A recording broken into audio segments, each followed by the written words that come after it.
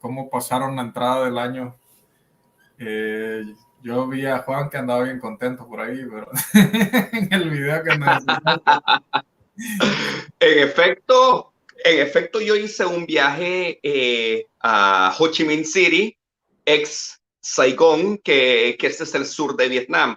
Ho Chi Minh City es considerado la capital financiera de Vietnam. Es una ciudad bastante grande, es una de las ciudades más grandes del sureste asiático. Es una ciudad que se ha modernizado muchísimo en los últimos 10 años. Existe mucha inversión norteamericana, existe mucha inversión europea, mucha inversión china, por supuesto. Y es una ciudad que reviste todas aquellas características de una metrópoli. La verdad que la pasamos muy bien. Yo tengo amigos salvadoreños que viven allá y tuvimos una noche de Año Nuevo bastante bonita. Nos fuimos a comer a un restaurante, mi amigo y yo, él con su novia que lo visitó desde Hanoi, y mi novia también. Comimos pura comida vietnamita, pura comida del sur de Vietnam, muy delicioso, muy delicioso. Pudimos apreciar en las calles la felicidad de la gente. Lastimosamente, no ha sido como en otras ocasiones, como en otros años, que se celebra a gran escala por el tema del COVID, ¿verdad? Ho Chi Minh City es una ciudad que recién salió de una cuarentena de más de 4 meses, ¿verdad? Porque aquí en Vietnam el COVID también hizo muchos estragos y el gobierno se apresuró a contenerlo de la manera más eficiente posible. Entonces, toda la ciudadanía entró en la sintonía de apoyo al gobierno. A diferencia de otras naciones, acá la gente no se cuestionó el por qué el gobierno estaba imponiendo cuarentenas. No, al contrario, acá la gente siguió todas las indicaciones del gobierno y hoy lo que vemos es que ya el aeropuerto recién abrió, ya se pueden hacer los primeros viajes internacionales y bueno, ha resultado verdaderamente, las políticas del gobierno han sido muy efectivas acá y más que todo el apoyo de la ciudadanía a las políticas y seguir todas las indicaciones para contener el virus. Ahí no se politizó entonces el virus. Para Ahí la nada. gente hizo caso. Excelente. Correcto. Eso es bueno, es bueno. O sea que han seguido las indicaciones que los médicos, el personal de salud ha dado y están dando resultados positivos. Es correcto. Por cierto, antes de que hable el Prezi, me encanta tu fondo. Va acorde a lo que es el background de la plataforma. Exacto, los mismos colores, Prezi. Oye, es cierto. Ya, qué buena observación. Ya, combina. Súper bueno. Ya me dio envidia, ya me voy a comprar uno yo también. Prezi, ¿qué tal lo pasaste tu inicio de año?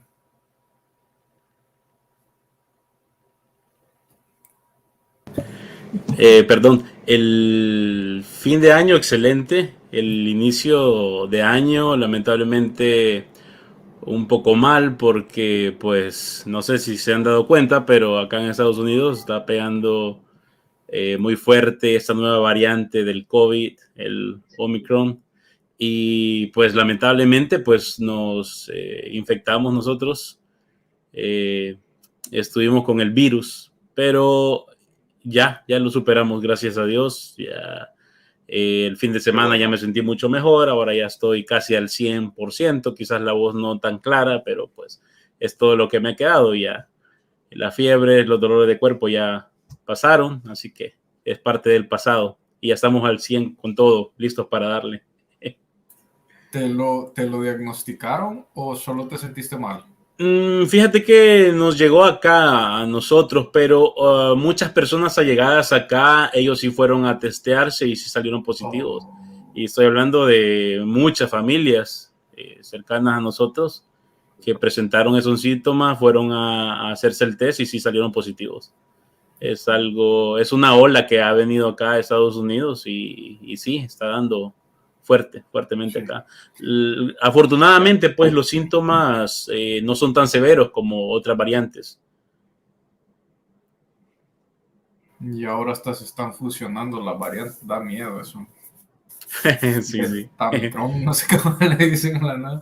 Sí, pero sí, esta variante es más contagiosa, mucho más contagiosa, se te puedes contagiar mucho más fácil, pero no es tan peligrosa como otras.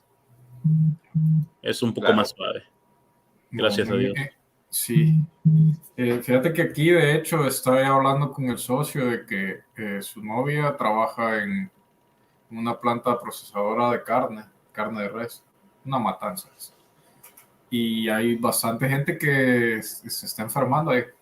Pues ellos están en contacto, están cerca de ellos, a pesar pues que tienen, no sé si tendrán puestas las mascarillas todo el tiempo, pero pues como hay tanta gente en un espacio reducido, hay bastante gente que se está contagiando. Y sí, es cosa que da temor, la verdad sí da miedo cómo están las cosas aquí en Estados Unidos. No se ve mejoría y es delicado. Juan, se me quedó el nombre donde fuiste, es Ho Chi Minh. Él fue Ho Chi Minh City. Él fue una persona bien querida ahí en Vietnam. Recuerdo que él creo que levantó a los granjeros en contra de las fuerzas que llegaron a guerra, ¿verdad? Ho Chi Minh, ¿o me equivoco de nombre? A ver, Ho Chi Minh fue el líder revolucionario que propició, comandó la independencia de Vietnam de las potencias colonizadoras, como lo fue Francia, y luego la intervención norteamericana, que yo creo que no le podríamos llamar una potencia colonizadora, sino que más bien Estados Unidos entró en apoyo a una potencia colonizadora, como lo fue Francia en su momento. Ellos eran los colonizadores de toda la zona de Indochina. Y en apoyo al gobierno de Vietnam del Sur, ¿verdad? Llegó un momento en el cual la situación fue insostenible para Francia, se tuvo que retirar. Incluso también los británicos los apoyaron en cierto momento, ¿verdad? La ola independencista no se pudo verdaderamente detener. Al igual que todos los pueblos buscan su autodeterminación, y sin importar la ideología que se utilice como vehículo, pero el sentimiento de independencia fue más poderoso, hizo que resistieran la invasión y al final Estados Unidos perdió la guerra en las negociaciones y se tuvieron que retirar.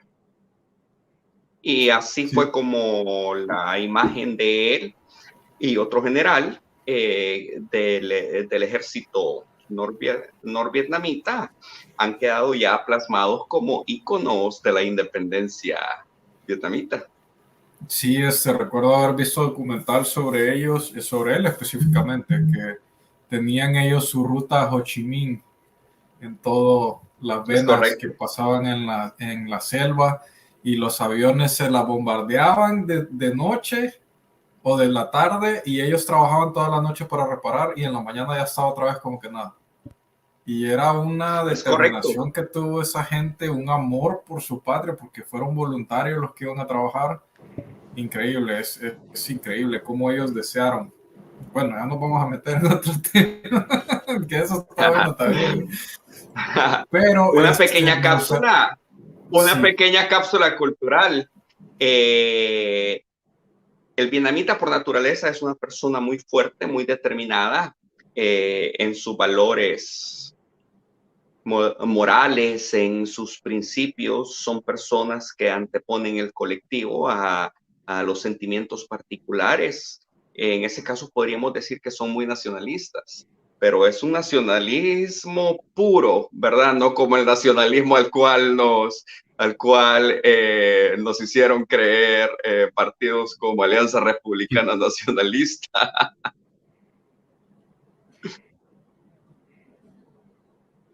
Entiendo. Yo creo que la cultura tiene mucho que ver, es bastante diferente. Por Los supuesto, mucha valores disciplina. que les inculcan. Ese es nacionalismo que se pesa en billetes verdes. Yeah. Correcto. Bueno, ahora con el tema que tenemos, política y religión. ¿Qué relación existe entre ambas, Juan? O sea, ¿van de la mano? A ver, vamos a tener que entender que el tema de política unido a la religión es un tabú para muchísimas personas.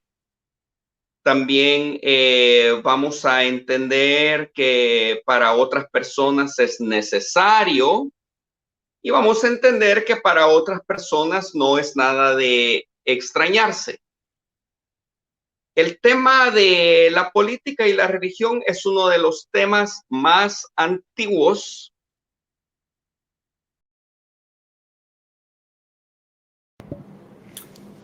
Se fue Juan. Creo que le cayó una llamada. O probablemente. Probablemente. Bueno, voy a aprovechar yo, Fender, para disculparme previamente porque ese tema es bastante escabroso, ¿no? Es bastante difícil tratarlo y quiero pedir disculpas de antemano si alguna persona se siente aludida o quizás tocada por algo que se vaya a tratar dentro de ese programa. Déjenme decirles que no es nada en contra de las religiones o en contra de ninguna iglesia, sino que vamos a tratar de, valga la redundancia, tratar este tema de la mejor manera posible. Pero obviamente, ¿verdad? Con la verdad siempre por delante. Excelente punto, ya que nuestro objetivo es darle análisis a lo que pasa. No es ir en contra de nadie, no estamos tratando de hablar sobre la fe personal y tampoco su fe en contra de Dios. Es excelente punto. Juan, te caíste, Juan, ¿qué pasó? Estamos de vuelta. Sí, excelente. El internet es bastante malo en esta parte de la ciudad. Ok, como les seguía repitiendo, el tema de la política ligado a la religión es un tema bastante polémico, en el sentido de que para muchas personas es un tabú, para otras personas es una necesidad y debería de ser, otras personas lo ven con mucha normalidad. Entonces, de una manera muy responsable, vamos a tener que entender que la política y la religión han estado ligados por carácter histórico. La historia nos ha demostrado en el pasado cómo la Iglesia Católica implementó gobiernos teocráticos desde su nacimiento en Europa. Vamos a entender cómo los reyes, que era la máxima expresión del poder político, que actualmente equiparado a un primer ministro o equiparado a un presidente, eran ungidos por el Papa, eran coronados por el Papa. Quiere decir que el poder divino acompañaba al gobernante. Posteriormente entenderíamos cómo la Iglesia Católica tuvo muchísima influencia en los gobiernos. Y en el contexto de la Guerra Fría no fue distinto. A pesar que ya había existido con el surgimiento de los estados-nación modernos, ya había existido un proceso en el cual el poder secular y el poder religioso ya se habían dividido, lo cual entenderíamos como la secularización. Siempre la influencia de la fe, la influencia de la iglesia se mantuvo presente en cierta medida, en algunos países más, en algunos países menos. Entonces, eso no es un tema que debería de causar ningún tabú, que no nos debería de apantallar, porque la historia nos lo demuestra, no es leyenda urbana. Ahora bien, los procesos revolucionarios en Latinoamérica se nutrieron mucho de la fe. Es decir, que los grupos insurgentes y los grandes exponentes políticos del marxismo en Latinoamérica utilizaron a la fe, la involucraron en su lucha revolucionaria, y de ahí veríamos a continuación cómo indirectamente la mayoría, otros de manera directa, miembros de la iglesia se verían involucrados en situaciones que acompañaban estos procesos revolucionarios, lo que prácticamente los convirtió en blanco de las represalias de los gobiernos, que en su mayoría, en el contexto de la Guerra Fría, eran presididos por militares. Y donde no había militares, pero sí había conflicto, lo que tendríamos es una fuerza de las Fuerzas Armadas que, quieras o no, era la base de soporte de los presidentes civiles de ese momento. Lo fue en El Salvador, por cierto. Recordemos que en el contexto de la Guerra Fría existía una lucha por el poder político y por la dominación mundial y por la expresión ideológica de cada uno de los polos. Estamos hablando de Estados Unidos y los países occidentales y la ex Unión de Repúblicas Socialistas Soviéticas y todos los satélites, tanto cercanos como lejanos, del bloque soviético, de la Unión de Repúblicas Socialistas Soviéticas. El enfrentamiento entre el capitalismo y el comunismo. Cuando eso llega a Latinoamérica, entenderíamos como la teología de la liberación, que no es más que el revisionismo, por decirlo así, de aquellas políticas sociales católicas conservadoras, se transforman ya a una nueva visión en la cual los teólogos de la liberación ven la opción por el marxismo y ven la opción por el pobre como el eje central. Recordemos que en 1954 hubo una reunión ecuménica en el Vaticano, al cual le llamaron el Concilio Vaticano II. De ahí, desde ese entonces, los tiempos del Papa Juan XXIII, se dicta un cambio en la doctrina social de la Iglesia. Un cambio en el cual ya la postura totalmente dividida de la Iglesia, es decir, la Iglesia, el no ingerir o influir de manera directa en los procesos políticos de las naciones, ya cambia y empieza, ya se crea una postura distinta en la cual la Iglesia Católica tiene que tener contacto con las personas, en el cual la Iglesia Católica tiene que involucrarse en el desarrollo espiritual, en el desarrollo humano de las personas, ¿verdad? Y así veríamos cómo muchas órdenes empiezan a dispersarse por el resto del mundo para hacer valer la nueva doctrina social de la Iglesia, por llamarlo así. En Perú, en los años 60, Gustavo Gutiérrez, un sacerdote, si no me equivoco, presbiteriano, creo que era Gustavo Gutiérrez, si no me equivoco, viene y él crea lo que conoceríamos en Latinoamérica como la teología de la liberación. Luego, la Orden de la Compañía de Jesús, la orden jesuita, lo adopta como una de las bases fundamentales de su existencia en Latinoamérica. Por lo tanto, veríamos exponentes como los hermanos Boff, como Juan Luis II y otros en Latinoamérica que empiezan a darle un giro a la teología de la liberación creada por Gustavo Gutiérrez, ¿verdad?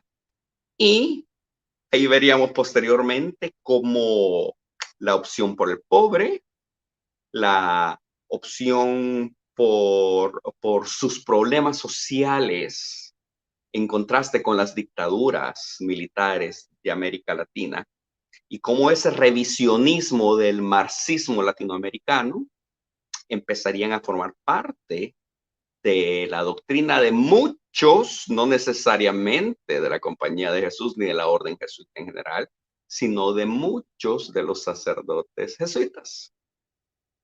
Entonces, al final, veríamos como los ejércitos insurgentes de Latinoamérica se valieron de los exponentes de la teología de la liberación para sus intereses políticos.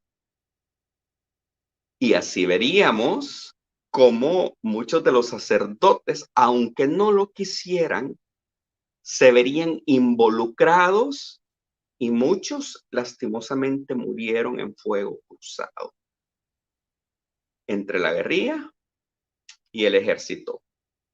La doctrina de las Fuerzas Armadas y de los gobiernos pro-norteamericanos en el contexto de la Guerra Fría fue una doctrina en la cual todo aquel que cooperaba con las insurgencias y que cooperaba con los partidos comunistas, o sea, con el movimiento revolucionario, eran considerados también enemigos y eran considerados comunistas.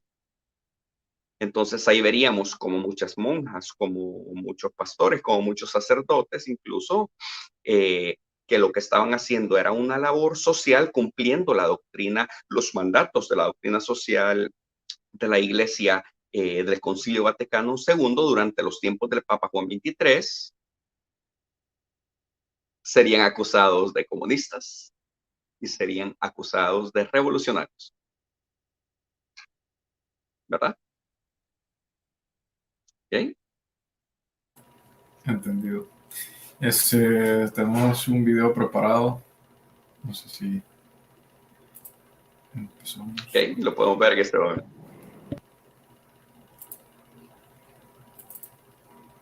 Por ahí leí de que Fender necesita apurarse con los videos, así que ya los tengo listos.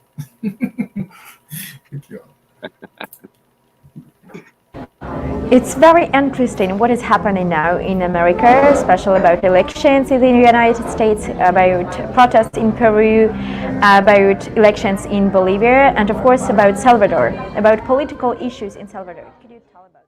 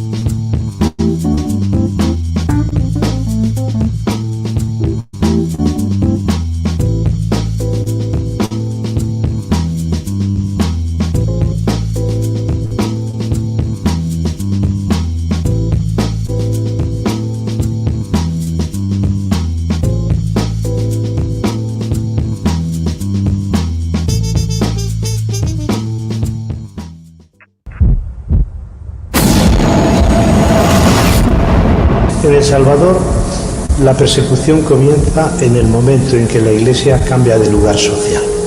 Mientras estuvo aliada con el poder, vinculada con los militares, en esa relación de trono y altar, lo que tenía o lo que el trato que recibía era totalmente privilegiado.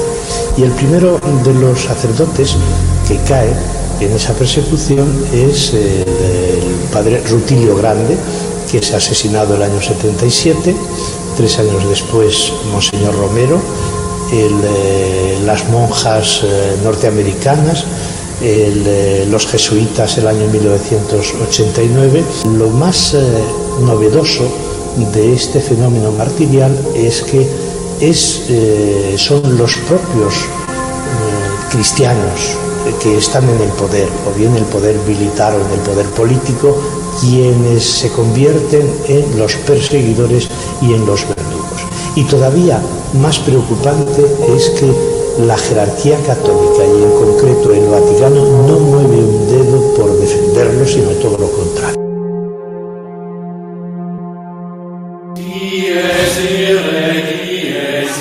Queremos ser la voz de los que no tienen voz. Que se haga justicia. Que no queden impunes tantos crímenes. Que se reconozca quiénes son los criminales. Y que se dé justa indemnización a las familias que quedan desamparadas. Del Padre Grande también ya se publicó un folleto muy interesante que está siendo reproducido en las páginas de La Crónica del Pueblo, un periódico valiente que está haciendo este honor al Padre Grande, publicando allí por entregas la vida de este verdadero apóstol de nuestra arquidiócesis. El 12 de marzo de 1977, con su muerte fortaleció el camino de la verdad y la justicia, influyendo directamente en la vida de San Óscar Arnulfo Romero. Pasa que asesinan a su íntimo amigo, al señor, en ese momento al padre Rutilio Grande. Y usted mismo decía, fue un choque muy grande que tuvo Monseñor Romero, y usted cuenta que le dijo a usted: no sé qué está pasando con este gobierno que me está matando al sacerdote mejor que tengo. En ese momento, ¿usted qué le dijo? ¿Qué le aconsejó? Bueno, yo lo acompañé a la presidencia de la República, en ese tiempo Arturo Armando Molina, que se decía hijo espiritual de Monseñor Romero. El presidente. Sí, y tenía una amistad bastante cercana. ¿Se trataban de tú? Más o menos, sí, ciertamente. Ahora, al arzobispo anterior le había recomendado a Monseñor Romero que para arreglar todos los grandes problemas difíciles entre la Iglesia y el Estado era mejor ir a hablar con el presidente y no hablar en público de esas cosas. Y Monseñor Romero aceptó y empezó a practicarlo. En el detalle, digamos, más representativo, el Monseñor Romero le dice al presidente: usted está tratando de hacerme que saque del país a 70 sacerdotes que le molestaban al gobierno. Y él le dice: yo no voy a sacar ninguno, nadie más que la Iglesia decide, los pastores tienen que estar acá. Gracias. Se van, se queda tensa la situación, y el presidente esa misma noche habla con la prensa, le preguntaron cómo estuvo esa reunión, y dice: no, todo encantador, y el Monseñor Romero quedó muy contento de sacar del país fue todo lo contrario a lo que sucedió. Exacto. El señor Romero se siente ¿cómo? Sí, se siente frustrado, se siente traicionado, se siente burlado por su mejor amigo, digamos, ¿verdad? Y dijo no. Inmediatamente tomó el teléfono y le dijo: señor presidente, desde este momento yo ya no hablo con usted en particular. Usted me va a escuchar como todo buen católico o cristiano desde el púlpito. Desde ahí le voy a dar mis consejos a usted y a sus ministros y a todos. Y hay un cambio de 180. A partir de ese momento, Monseñor empieza unas homilías en que hace un análisis de la realidad durante la semana que transcurre, y ahí va dando consejos o anunciando o denunciando. Vuelve la capacidad de profeta. Yo le suplico a todos que nadie se deje vencer por los temores. Desautorizado y desamparado por el Vaticano, el obispo Romero fue asesinado pocos días después de exigir en una homilía que el ejército salvadoreño dejara de matar. Les suplico, les ruego, les ordeno en nombre de Dios, cese la represión. La mañana de lunes, los autores del magnicidio vieron en los principales periódicos de San Salvador el aviso de la misa que el pastor iba a celebrar a las 5:30 de la tarde en memoria de Sara de Pinto, y decidieron actuar. Su secretario personal en ese entonces recuerda que se ofreció para sustituirlo. Yo consideraría que usted tiene que irse a descansar, de modo que yo voy a asumir todas sus responsabilidades, todos sus compromisos de este día, si usted lo quiere. Dios va conmigo y si algo me sucede, pues estoy dispuesto a todo. Monseñor tenía mucho miedo a la muerte violenta. Según su propio diario, sentía preocupación por los riesgos que corría. El temor de encontrarse con una situación violenta era un hecho. Presentía ya su muerte llegar porque, decía él, siento que todos me han abandonado, incluso mis mejores amigos. Según los relatos, un subsargento de la extinta Guardia Nacional, testigos lo describieron como un hombre entre 25 y 27 años, alto, delgado y barbado, y quien recibió 1,000 colones por el encargo. Solo necesitaban un vehículo que fue entregado a las 5 de la tarde en el estacionamiento de un hotel cercano. Minutos después, 2 vehículos llegan al lugar y el Passat entra al parqueo del hospital justo frente a la capilla. El tirador sale del vehículo y pide al chofer que mantenga el motor encendido y que simule que está reparándolo. No pasó mucho tiempo para que el asesino calculara la posición desde la que iba a disparar frente a la entrada principal de la capilla. Adentro de la capilla, Monseñor Romero había finalizado la homilía y se disponía a hacer el ofertorio cuando un retumbo violento estremeció el lugar.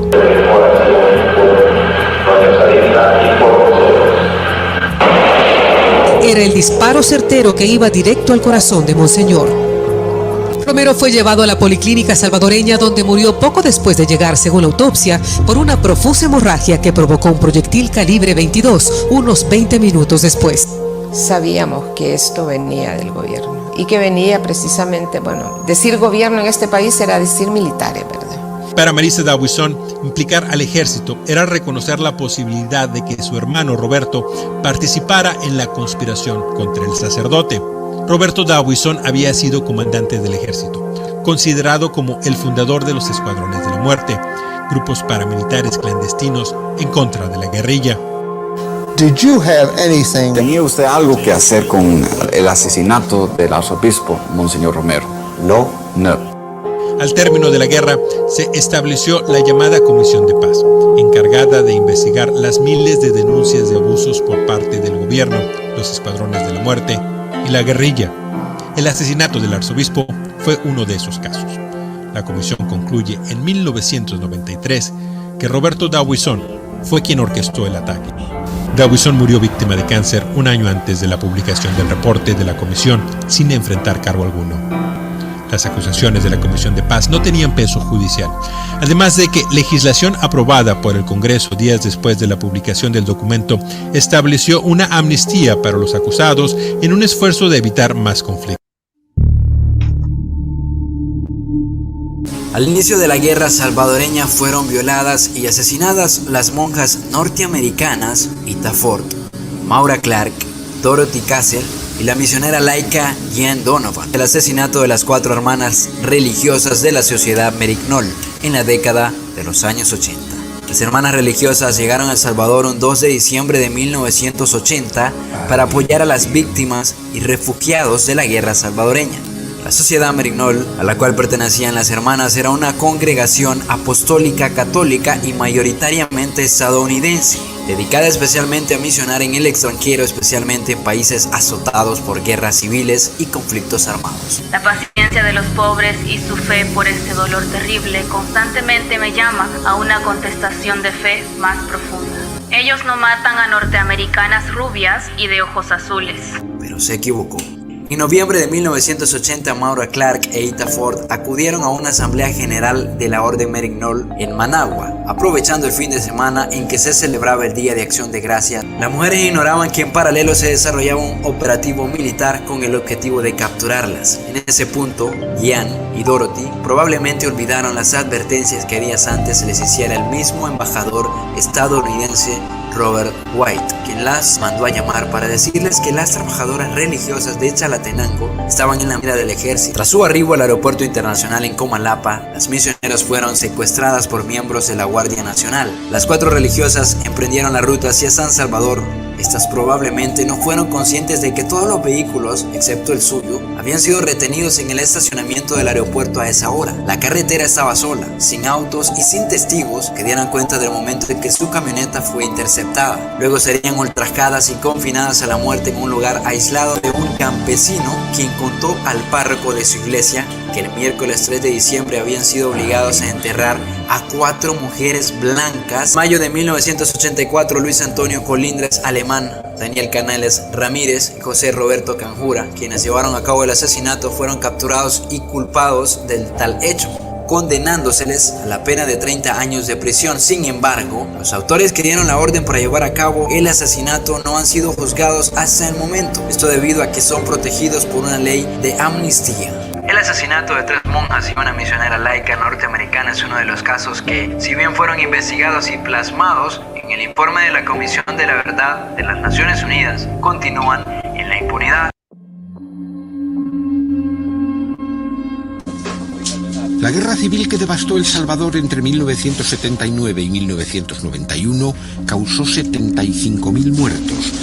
Afines a la teología de la liberación, los jesuitas de la Universidad Centroamericana denunciaron los abusos sociales y defendieron a las víctimas del terror militar, lo que les convirtió en enemigos de quienes detentaban el poder. Es el caso de la masacre de los jesuitas y 2 de sus colaboradoras en el campus de la UCA en 1989. Una comisión auspiciada por la ONU para esclarecer los crímenes políticos reveló la identidad de los militares que asesinaron a los jesuitas. Elementos de la Fuerza Armada, en específico el Batallón Atlacat, por órdenes del alto mando militar, llevaron a cabo la masacre. En 1991, en El Salvador se desarrolló un juicio en contra de los 9 militares implicados, juicio que ha sido considerado como inexistente por el Tribunal Supremo de España por no haber contado con las garantías mínimas procesales. Los fiscales del caso incluso denunciaron que Mauricio Colorado, fiscal general de la época, los presionó para no implicar al alto mando de la Fuerza Armada. En 1991, un coronel y un teniente sirvieron como cabezas de turco a los militares y fueron condenados tras un juicio plagado de irregularidades. Pero solo 5 días después se promulgó una amnistía impidiendo que los verdugos fueran castigados. Con la derogación de esta ley en 2016, fue nuevamente apresado para cumplir su condena. Condenamos a Inocente Orlando Montano Morales como... Desde su silla de ruedas, el coronel Inocente Montano escuchó su sentencia de 133 años de prisión por haber participado en la muerte de los sacerdotes jesuitas en noviembre de 1989, cuando era viceministro de Seguridad Pública. La condena es la culminación de más que 30 años de trabajo, lucha, reclamo por no solo los familiares de los jesuitas y las 2 mujeres asesinados en esa trágica noche en 1989, sino por la comunidad de derechos humanos, de los jesuitas. A través de las pruebas y los testimonios que se presentaron, ha quedado también patente el sistema de encubrimiento e impunidad que ha manejado la Fuerza Armada y, en cierto modo, el resto del Estado salvadoreño. Es importante también que continúe el proceso judicial ya iniciado aquí en El Salvador por la masacre de la UCA y que está malintencionadamente detenido para determinar quiénes fueron los otros autores intelectuales de esta horrenda masacre, lo cual es una deuda que tiene el sistema de justicia salvadoreño, que no debe seguir esperando más. Es decir, que el presidente lo consintió, aprobó y adoptó, por tanto, la decisión. Según la orden del coronel Benavides, si no hubo contraorden es porque el presidente tuvo que haberlo aprobado. De repente llega un abogado, el abogado Rodolfo Parker, que era el asesor jurídico de la Comisión de Hechos Delictivos, como que pone atención a lo que yo estaba diciendo y dice, a lo que estaba declarando, y dice, no, eso no puede ser así, esas declaraciones no pueden ir así.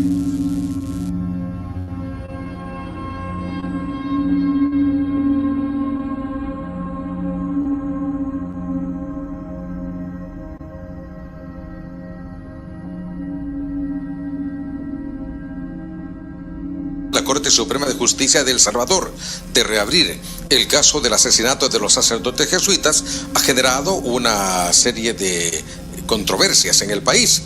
En su esencia, la fundamentación constitucional de la resolución de la Sala de lo Constitucional de la Corte Suprema de Justicia es correcta. La nulidad de la resolución de la Sala de lo Penal emitida el año pasado, que protegía a militares procesados como autores intelectuales del crimen contra los sacerdotes jesuitas, era inconstitucional. El problema que genera desconfianza es el contexto actual en que se da la resolución. Más bien parece que en lugar de buscar realmente justicia, lo que se pretende es deslegitimar a la UCA como víctima institucional de este hecho.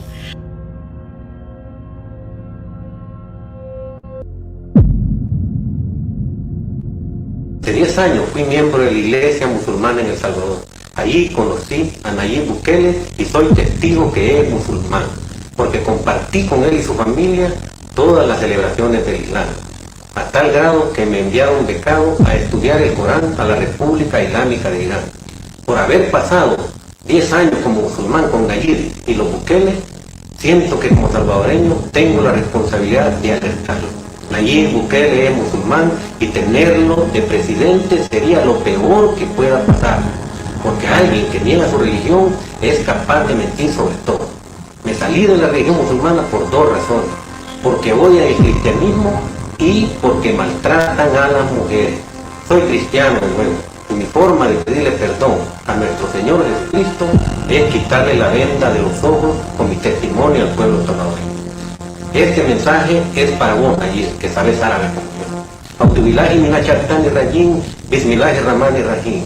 Kul huwallahu ahad, Allahu samad, lam yalid wa lam yulad wa lam yakun lahu kufuwan ahad. Pueblo salvadoreño, que no te engañes.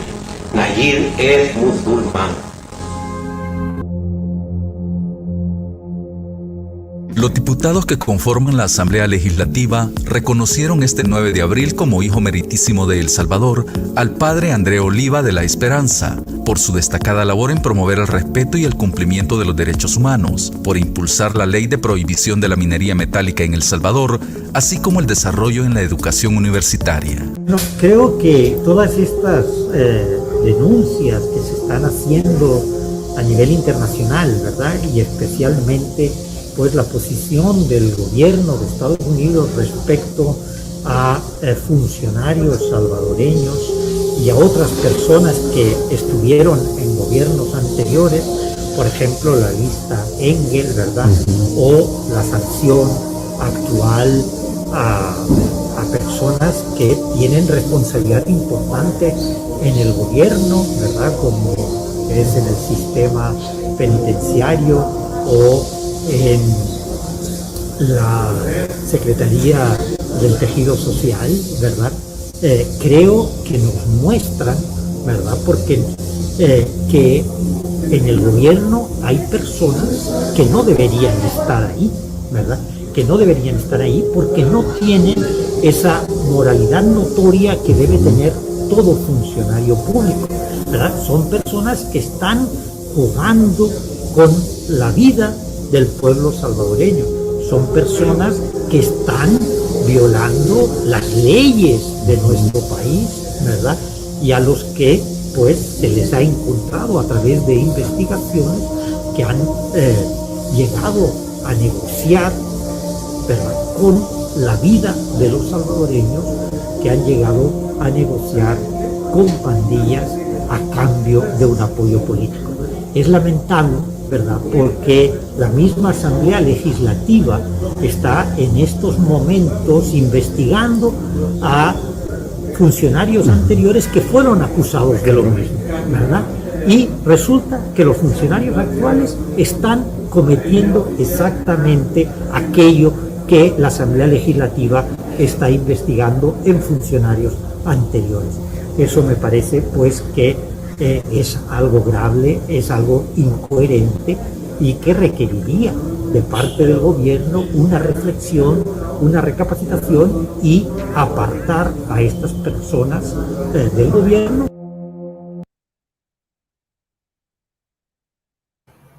Juan, ¿te parece si damos algunas impresiones de lo que ha ido ocurriendo en el video o claro lo dejamos? Sí. Okay. No, podemos dar las impresiones en este momento y luego lo continuamos. Perfecto. Ok, excelente. Empezamos con bueno, tema bastante fuerte, padre Rutilio. Él creo que fue asesinado en el 69, ¿verdad? Fue asesinado en 1977 en Aguilares. 77, perdón. 77, sí. Así es. Es correcto. Bueno, aquí lo que veríamos en el video,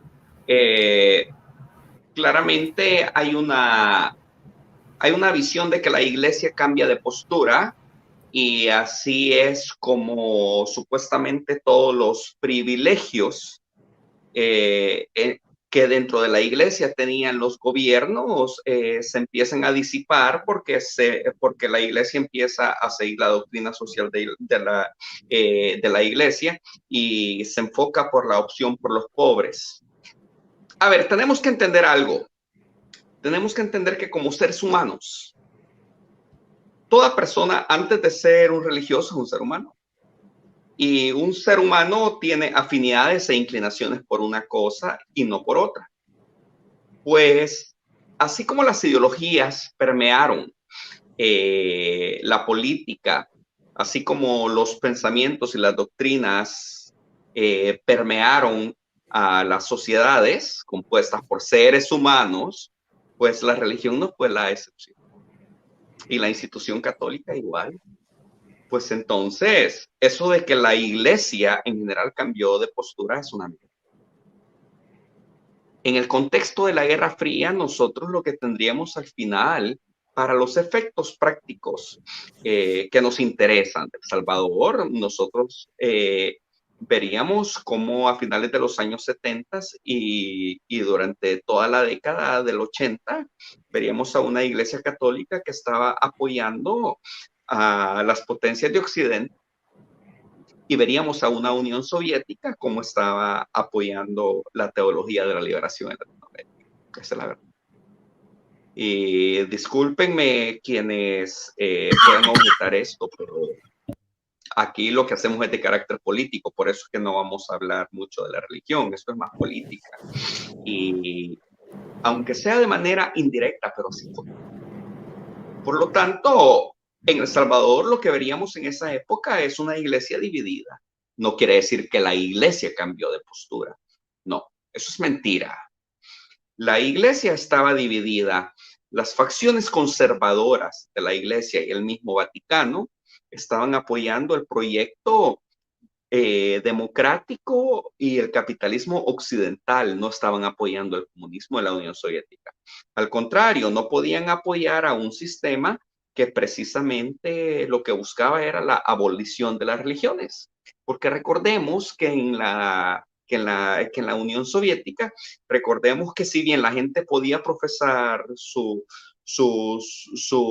religiones de una manera cerrada, mas no se permitía, y esto es una realidad, y se lo digo porque yo conozco muchos rusos que me lo han contado de cómo funcionaba su país en los tiempos de sus padres. No se podía la gente congregar en iglesias y se necesitaban autorizaciones especiales para hacer eventos religiosos. ¿Qué quiere decir eso? Que los gobiernos soviéticos limitaban la participación de la sociedad en eventos públicos de carácter religioso precisamente porque esas asociaciones o esas concentraciones podían servir para iniciar procesos conspirativos en contra de sus gobiernos comunistas. Sencillo. El hecho de que los teólogos de la liberación, sin importar que fueran dominicos, sin importar que algunos fueran jesuitas o de otras órdenes de la iglesia, ¿cómo resultaron ellos ligados a este proceso comunismo? Número uno, ellos no resultaron ligados al comunismo, pero sí hicieron una revisión del marxismo. Y eso lo hizo Gustavo Gutiérrez, el peruano, que es considerado el padre de la teología de la liberación. ¿Verdad?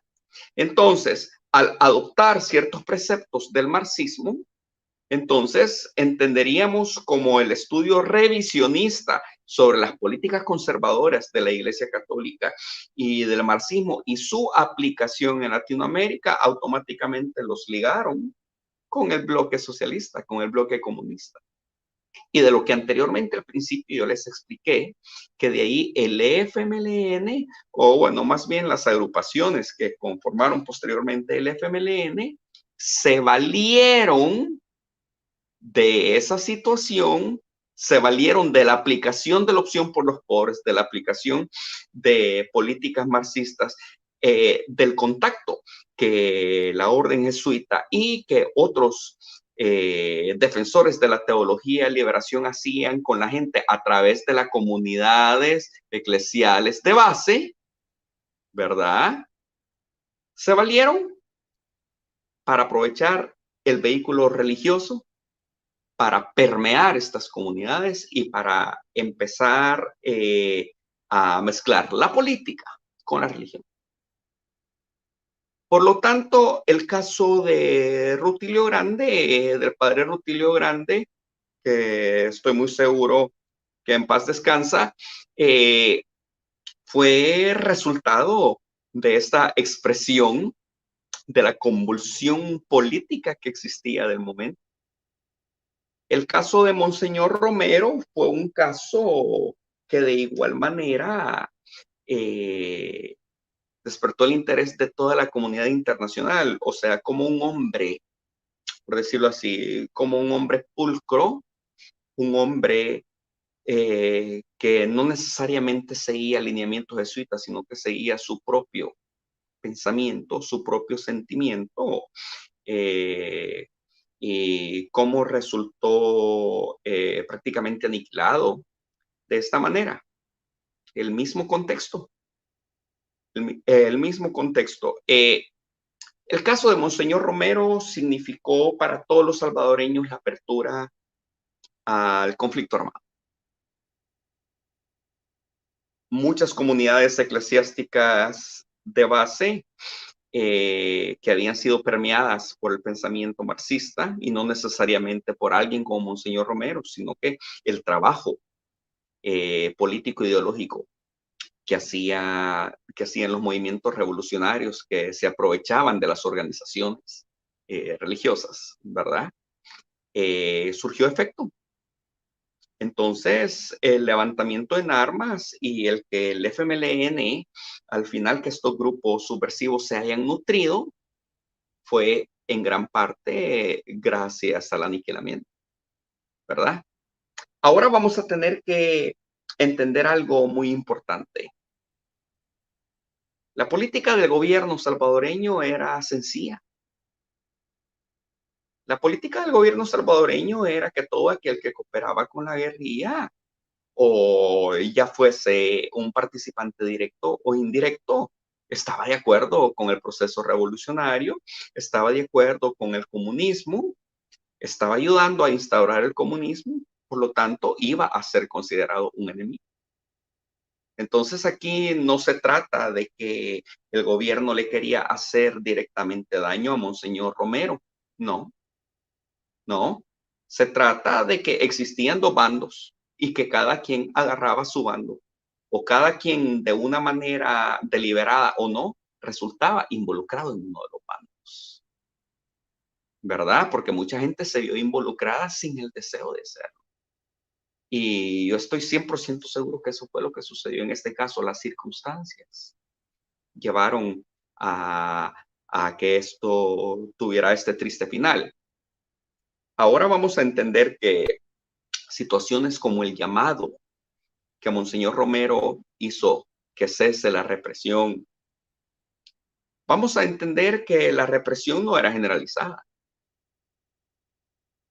La represión venía por parte de las Fuerzas Armadas y por parte del gobierno de la época, que por cierto era la Junta Revolucionaria de Gobierno, cuyo presidente era el coronel Majano y vicepresidente el general Jaime Abdul Gutiérrez. Comprenderíamos que ellos por la clase conservadora salvadoreña y por las 14 familias y las élites eran considerados de izquierda. Entonces, nos vamos a preguntar, si este gobierno de la Junta Revolucionaria de Izquierda era considerado de izquierda, si tenía políticos de izquierda dentro del gobierno, entonces, ¿por qué aniquilarían a personas como Monseñor Romero? El llamado que cese la represión, el enviar una carta al gobierno norteamericano para que detenga la ayuda al gobierno salvadoreño que estaba luchando en contra del proceso revolucionario, eso lo convirtió en un enemigo del gobierno. Y Monseñor Romero no lo hacía por ayudar a la guerrilla, sino que Monseñor Romero lo hacía porque esos eran los factores que estaban causándole mucho daño a la sociedad salvadoreña. Entonces, pero, en ese caso fue, disculpa, en ese caso fue algo así como que si no estás con nosotros, entonces estamos en tu contra. Perdón, si no estás con nosotros, estás en contra de nosotros. Y te eliminamos. Es correcto. Es correcto. Pero ahora vamos a tener que entender algo. Vamos a tener que entender algo muy importante. Maritza Dawison, la hermana de Roberto Dawison, se equivoca. Y tengo que decirlo de una manera decidida. Esto se equivoca. Sí es cierto que decir gobierno era sinónimo de decir militares. Más bien su hermano, quien resultó involucrado supuestamente, según la Comisión de la Verdad, más su hermano ya no formaba parte de las Fuerzas Armadas. El mayor Roberto Dawison era un anticomunista. Y él claramente decía que el mejor comunista es aquel que está muerto. Ese era su pensamiento. Y él representaba el mismo pensamiento de los terratenientes y de las élites dominantes del país en ese momento. Él había sido parte de Orden, la Organización Democrática Nacionalista, que posteriormente, precisamente en los 80, la Junta Revolucionaria de Gobierno la abolió. La acusaron de una organización paramilitar. Orden lo que era una organización que organizaba a miembros de la sociedad civil para que formaran parte de un grupo privilegiado del momento de inteligencia. Era más bien el control estatal y el control de la Fuerza Armada en la sociedad civil. Pero no era un grupo paramilitar. Es la izquierda quienes han acusado a Orden de un grupo paramilitar. Sin embargo, como Orden no es el tema, y regresando al tema del mayor Dawison, entonces ya no existía el hecho de que fue el ejército porque el mayor Dawison lo hizo. Pero la izquierda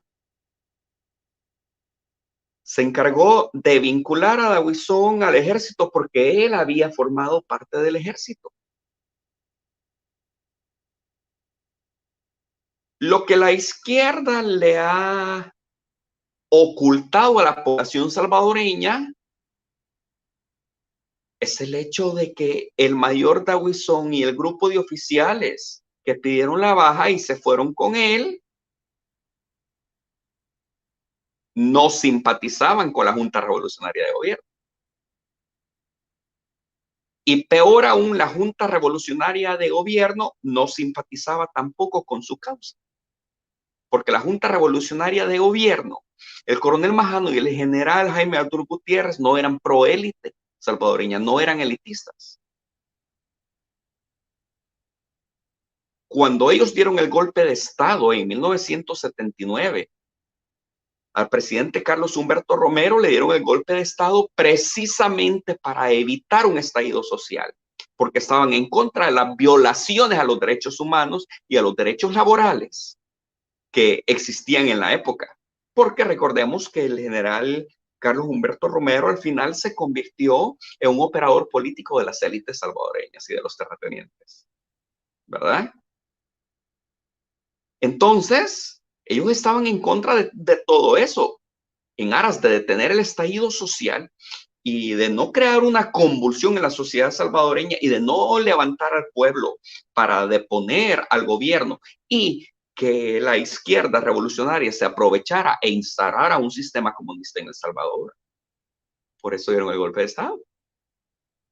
Entonces, ¿cómo iban a apoyar el asesinato a Monseñor Romero, la Junta Revolucionaria de Gobierno que representaba al gobierno de su época, si precisamente estaban en contra del estallido social? Falta de cabeza, falta de inteligencia de una persona como la hermana de Roberto Davison. Está muy equivocada y miente, pero es muy probable que la mentira va dirigida.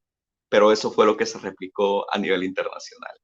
Y así fue como vincularon al gobierno. Y ojo, yo no estoy defendiendo al gobierno en ningún momento.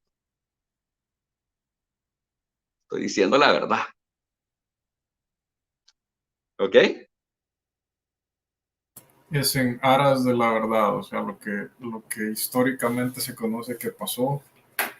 El caso de Monseñor Romero, te soy sincero, lo del padre Rutilio yo lo desconocía. Es hasta ahora, hasta esta asignación que del programa yo me he venido. ¿Me escuchan o no? Claro, te escucho. Perdón. Es que vi que el Prezi me hizo así, yo dije, ya empecé a hablar otra vez con el mute. Okay. El mío creo que, gracias. Okay. Sí, me refería al mío. Lo siento. Sí, bueno, estaba comentando con Juan que, bueno, para mí esto es algo nuevo, lo que él está mencionando. Y en verdad, lo que me hace más sentido es que Monseñor Romero, pues, le quitó la vida a alguien de la derecha.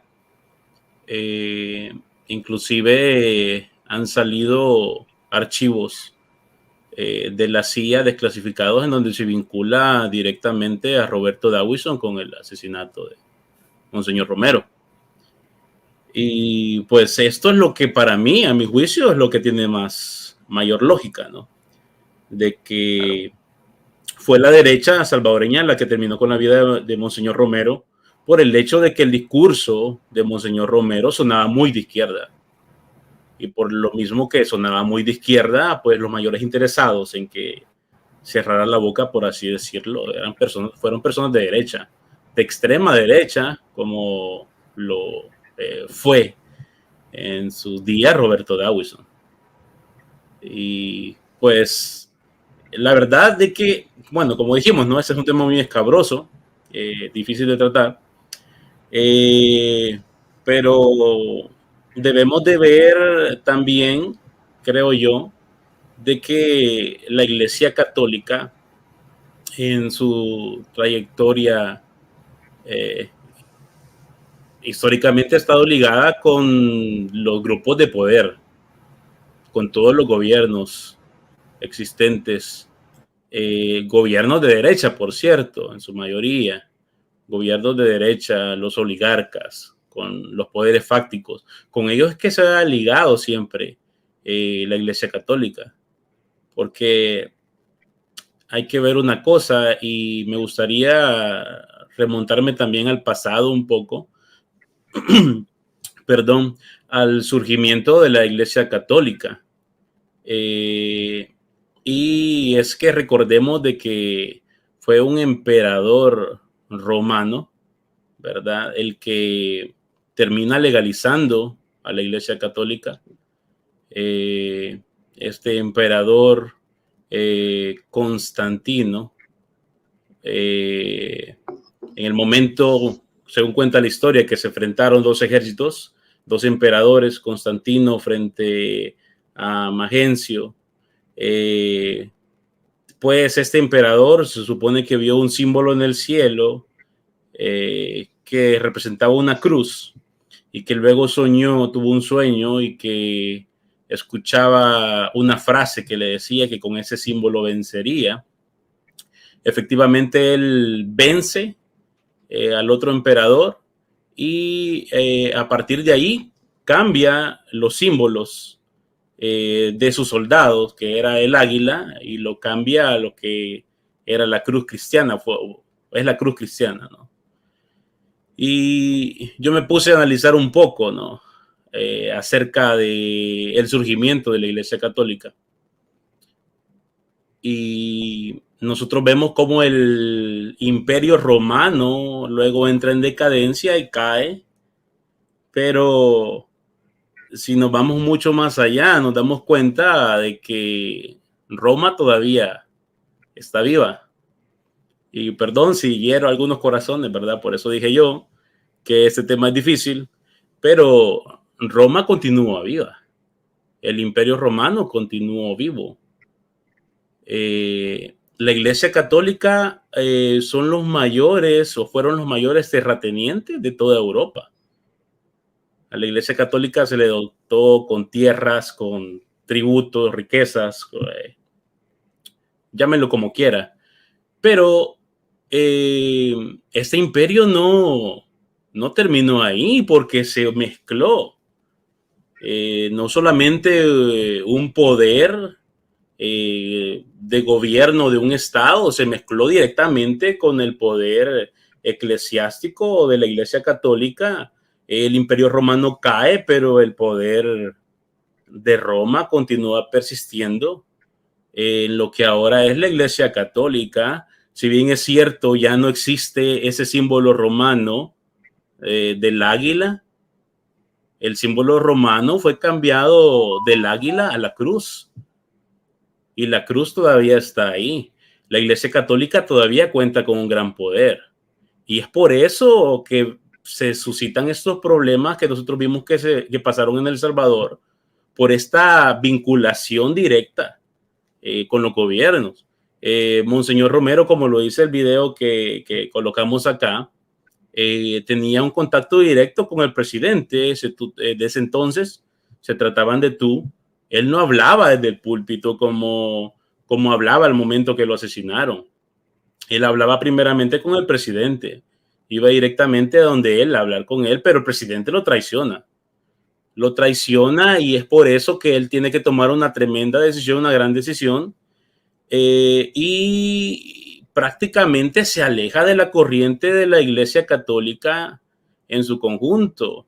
La Iglesia Católica es un estado con ordenamiento jurídico, con su propio banco, con su propio territorio y su población.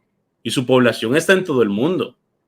Es un estado con un gran peso y un gran poder. Monseñor Romero se alejó de las directrices de la Iglesia Católica y fue por eso que él se sentía abandonado. Se sintió abandonado ¿por qué? Por el Papa de ese momento. Se sintió abandonado por todos, por sus amigos. Y él estaba consciente que de una manera, de un día para otro podía perder la vida. Y él lo dijo, lo expresó. Sin embargo, tuvo valor de seguir adelante. El Papa, bueno, y me gustaría comentarlo con ustedes porque también me gustaría saber la opinión de Juan. El Papa tiene ideología de, perdón, el Monseñor Romero, perdón. Monseñor Romero, ¿acaso tenía ideología de izquierda o aplicaba lo que es la Biblia en sí, la palabra de Dios? Porque ahora el FMLN lo ha retomado como símbolo. Mauricio Funes lo retoma como un símbolo ahí, Monseñor Romero, incluso sale ahí dándose golpe de pecho, casi llorando. Bueno, tantas cosas que ha hecho, lo puso ahí en Casa Presidencial como su símbolo. Luego vimos al siguiente presidente, el Nuegado, que también lo utiliza como un estandarte de la justicia o de su ideología del frente del FMLN, como uno de los grandes revolucionarios. Monseñor Romero no fue tal cosa. Bueno, por lo menos para mí, me gustaría preguntarle a ustedes dos, pero para mí, Monseñor Romero no fue eso. No fue uno más de sus compadres, de sus compinches. Monseñor Romero únicamente se dedicó a predicar la verdad, a decir la verdad, así le doliera a quien le doliera. Él se tuvo que armar de valor. Lo más fácil era seguir el lineamiento de la Iglesia Católica Central y de lo que le mandaban hacer. Pero como él no estuvo de acuerdo y decidió, ahí fue donde él tomó una decisión: obedecer al hombre o obedecer a Dios, y a lo que la palabra de Dios dice. Él tomó la segunda opción, porque es mejor obedecer a Dios que a los hombres, como dice la palabra de Dios, creo, y fue por eso que vino lo que pasó al final, pues, que le quitan su vida. Obviamente para mí no hace sentido que sea alguien de izquierda que le quite la vida cuando eran los de derecha los que querían callar su voz para que no despertara el fervor y las ideologías de izquierda en la población. Lo que pasa es de que cuando se habla de justicia, cuando se habla de igualdad, esto no necesariamente tiene que ser una ideología de izquierda, ¿verdad? Porque la Biblia habla de justicia, la Biblia habla de amor. Pero cuando tú hablas de esto, lamentablemente coincide con la ideología de izquierda en alguna manera. Y cualquiera puede aprovecharse para pues tomar ventaja y decir, no, pues él también es mi compa, pero nada más alejado de la realidad. Yo creo que hoy por hoy es una vergüenza que el FMLN esté utilizando este símbolo y fotografías de Monseñor Romero. La verdad que es una tremenda vergüenza para mí. Yo creo que no se sentiría para nada orgulloso de que ellos lo estén utilizando. Coincido. ¿Sabes? Me gustaría abonar. Recuerden, les quiero recordar a los que nos están viendo, este programa cada quien tiene su opinión y cada quien que da su opinión es responsable de su opinión. Dicho esto, no quiero que vayan a decir, uy, este presi ya que no se junte con Fender porque Fender es un loco. Yo tengo una teoría y ahorita Juan me le acaba de dar más abono a esa teoría, me la acaba de hacer más no sé, rica, no sé qué le puedo decir, me la acaba de abonar a eso. Yo crecí en un lugar, podría llamarse neutral. Nos caían mal los areneros porque era el partido rico y ellos se aprovechaban de la gente, y nos caían mal los del frente porque pues mataban gente y también hacían injusticias. Yo siempre he tenido la idea de que es posible de que a Monseñor Romero lo mató las personas que estaban en el frente. Y ahorita Juan acaba de mencionar un suceso que pasó con creo que Duarte. Le dieron un golpe de estado para que no se llevara lo siguiente, que era un levantamiento en armas. A la Junta Revolucionaria, me parece. Romero fue el golpe de estado. Correcto. Entonces, esto a mí me da la idea de que ya se tenía, esto ya estaba para que le echaran un cerillo. O sea, la gente ya estaba lista para tomar armas. Ya habían pláticas, entonces ellos querían evitar esto. Yo siento que fue muy tonto de parte de un gobierno que tenía asesoría americana de personas que son un poquito más avanzados ya con esto de la guerra y todo eso, dar un mártir. Yo siempre he tenido la idea de que dar un mártir no tiene sentido, que el gobierno le va a regalar eso a los revolucionarios. Por eso yo siento que de alguna manera le convenía más al frente tener un mártir que al gobierno. Y esto, como lo digo, yo no tengo pruebas, eso es algo que yo he simplemente llegado como a esas conexiones. Porque si te pones a pensar, ¿a quién le convenía más esta muerte dolorosa? Voy a aclarar, yo no soy católico, le tengo muchísimo respeto a la persona que es el Monseñor Romero por lo que hizo por lo que demostró como ser humano, por el amor que demostró a las personas.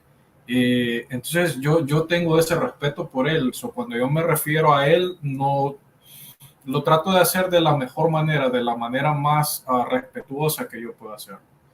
Entonces, como lo dijo el presidente, tenemos a una persona que se le podía hacer más fácil quedarse callado y hacer lo que todos estaban haciendo. Él decidió ir en contra de la corriente.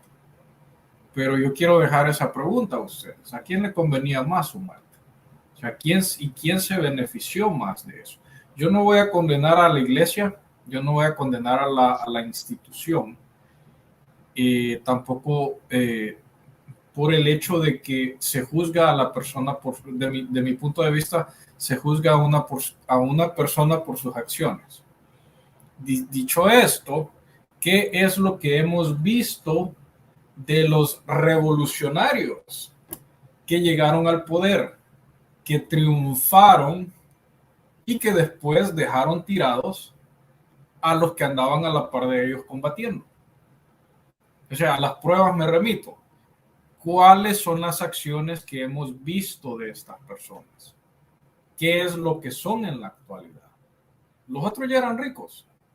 Esos ya tenían su poder. Ahora, de estos que llegaron a ese lugar, ¿qué es lo que han demostrado? Que usaron iconos para su beneficio, que usaron la fe de las personas para su beneficio. Eso es de los dos lados, pero sorprende y duele más de los que iban como campesinos. ¿A dónde están los dos presidentes campesinos? ¿Qué es lo que han hecho cuando pudieron ayudar? Esto tal vez es más una molestia de mi parte que en un momento yo pensé que iba a haber un cambio de parte de ellos. Eso es nada más lo que yo les quería abonar a los comentarios que ustedes hicieron. Claro. Bueno, yo comparto todo lo que ustedes dicen. Y verdaderamente sí, ya existía una convulsión social muy difícil de detener y que el gobierno del general Romero no supo entender. Y el gobierno del general Romero tampoco supo entender que el avance de el formar parte del avance de los intereses de la élite. En ese momento había llegado a grado tal que estaba empezando a unir no solo a población campesina, sino que también estaba empezando a unir a la clase media en su contra. Ya eran 17 años de gobierno del PCN. Y el golpe de Estado vino precisamente para detener la convulsión. Fue demasiado tarde. Fue demasiado tarde porque ya el proceso revolucionario ya estaba demasiado avanzado. Mucha violación a los derechos humanos, mucha violación especialmente a los derechos laborales. Existía demasiada represión por parte del gobierno de Romero. Yo no voy a venir a acusarlo en el sentido de que él lo hacía porque él era malo. No. Los militares no funcionan de esa manera. No es maldad o ser buena gente. No.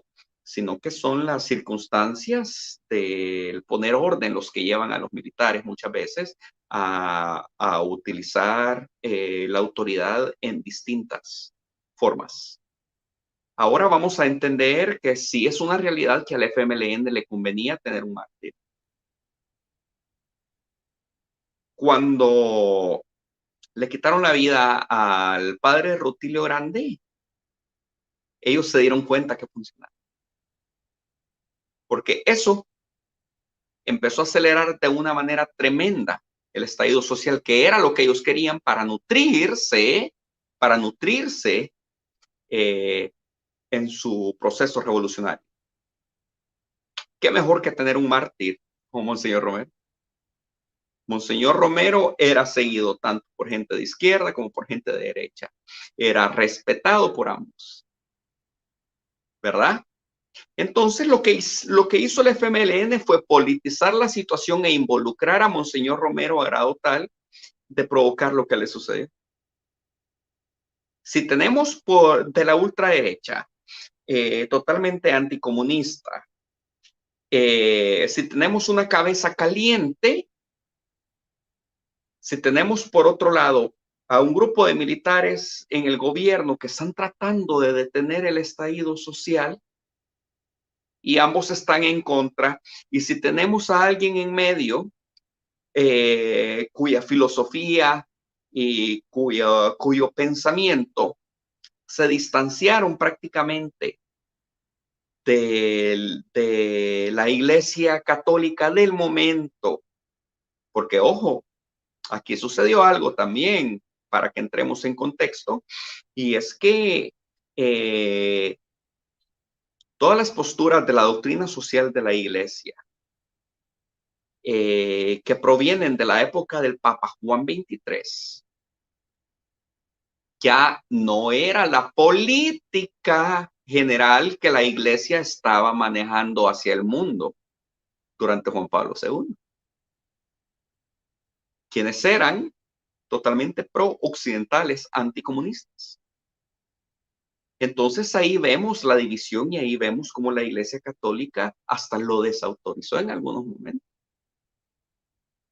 Y esto no es algo que solo sucedió en El Salvador. Esto sucedió en toda Latinoamérica. La figura de Monseñor Romero, si bien se esparció ya póstumo, si bien se esparció para Latinoamérica, pero hubieron muchos sacerdotes o muchos curas, incluso muchos pastores evangélicos que se identificaron con su figura en el momento, ¿verdad? Y todos fueron o sancionados o la Iglesia Católica del momento les quitó el apoyo.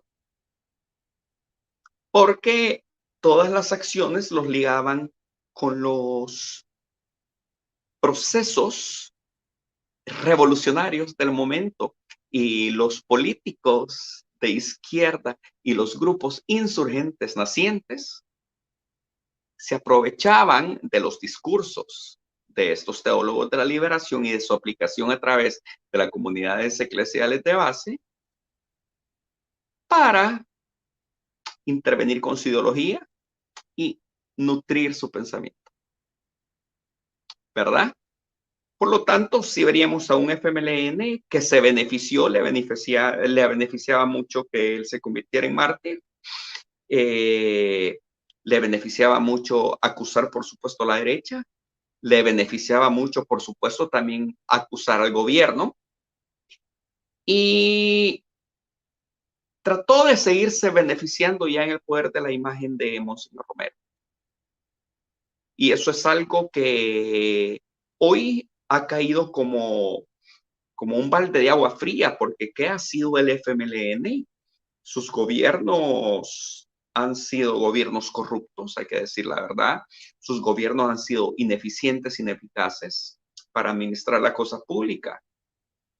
Y el querer seguir explotando la imagen de Monseñor Romero, número uno, solo es una muestra de desesperación por volver a nutrirse ideológicamente y buscar el apoyo de la ciudadanía. Y número dos, es todavía estar anclado al pasado. Pero recordemos que el FMLN es un partido tradicional, ¿verdad? En los círculos de la derecha, en los círculos de la ultraderecha salvadoreña, lastimosamente Monseñor Romero es considerado al mismo nivel. Muchos le insultan, muchos lo consideran un guerrillero, le dicen. Muchos lo consideran insurgente. Pero siendo sensatos, la imagen de Monseñor Romero es algo distinto. Él seguía su propia línea, teólogo de la liberación o no. Su interés no era de carácter político, su interés era de carácter social y humanitario. Eso es lo que yo puedo decir de Monseñor Romero. ¿Ok? Concuerdo. Pienso de que sí, lo que he leído de él parece que esa era la línea que llevaba. Simplemente quería que la gente estuviera bien, las personas, el ciudadano, el campesino, los vulnerables, la gente vulnerable, que la dejaran en paz. O sea, yo concuerdo. Y entonces no estoy tan loco entonces con mi teoría. Ahí cerca. Ya el caso de las monjas. Vimos también en el video las monjas. Ok, para que entremos en contexto, en ese entonces, cuando sucedió el caso de las monjas, ya gobernaba la Junta Revolucionaria de Gobierno, ¿verdad? Recordemos que la Junta estuvo desde 1979, desde que dieron el golpe de Estado el 15 de octubre, hasta 1983. Por lo tanto, hasta 1982, fueron 3 años de gobierno. ¿Ok?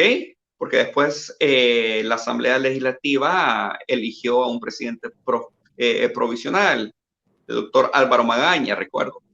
Ok, vamos a entender que en aquel entonces el ministro de Defensa era el general García, el presidente de la Junta, o sea, presidente de El Salvador, el coronel Majano, el vicepresidente de la Junta y vicepresidente de El Salvador era el general Jaime Gutiérrez, y el comandante de la Guardia, el director de la Guardia Nacional, era el coronel Eugenio Vides Casanova, que posteriormente sería general y posteriormente sería ministro de la Defensa y formaría parte del alto mando a finales del mandato del presidente, del ingeniero José Napoleón Duarte durante los 80s. Ok, el involucramiento que hacen sobre el asesinato de las monjas directamente a él va por ser comandante de la Guardia, no porque él necesariamente haya dado la orden. El involucramiento que hacen del general García es por ser ministro de Defensa y la responsabilidad que tiene, que tuvo sobre el aparato militar, no porque él haya dado la orden. Son cosas muy distintas. Y bajo ese entendido, se juzgó, se procesó, se condenó a 4 guardias. Ahora, si la participación de ellos a la hora de la ejecución provino de la línea de mando, no lo sabemos. Si la participación no provino de la línea de mando y fue una situación que ellos mismos decidieron hacer en el momento, aprovechando las circunstancias del conflicto, ya es otra cosa. No quiero entrar en ninguna discusión al respecto porque esto es un caso de carácter político jurídico y no es una situación que nos atañe al tema, pero tenemos que entender que la izquierda siempre va a tener la necesidad de ligar a los altos mandos del ejército, porque las izquierdas revolucionarias latinoamericanas han luchado en contra de los ejércitos en el terreno, pero han luchado en contra de los gobiernos en el terreno político. Uno es el terreno de combate, el teatro de guerra, y otro es el terreno político. Pues son 2 enemigos los que enfrentan los procesos revolucionarios. Entonces, entendiendo esto, resulta muy fácil uno perderse y confundirse, pero hay que poner cada cosa en su lugar. Esta comunidad de los Maryknoll, que es católica apostólica, ellos son exponentes de la teología de la liberación.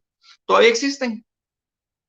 Es más, yo recuerdo haber conocido a alguien cuando yo vivía en Miami, que yo estaba bastante joven. Yo me acuerdo haber conocido a alguien, no me acuerdo si era profesora mía o llegaba al colegio privado donde yo estudiaba. Y yo me recuerdo mucho de los Maryknoll, regados en todo Estados Unidos y en otras partes del mundo, ¿verdad? Exponentes de la teología de la liberación y muchos de ellos de pensamiento marxista o de pensamiento socialista de izquierda, ¿verdad? Creo que podemos continuar con el video. Ok. Permíteme, creo que faltaba una partecita del video sobre... Creo que falta la parte de... Padre Ignacio. Padre Ignacio pastor. Díaz, segundo Montes. Ajá. ¿Quieres comentar sobre eso también? Asesinados el 16 de noviembre del 1989.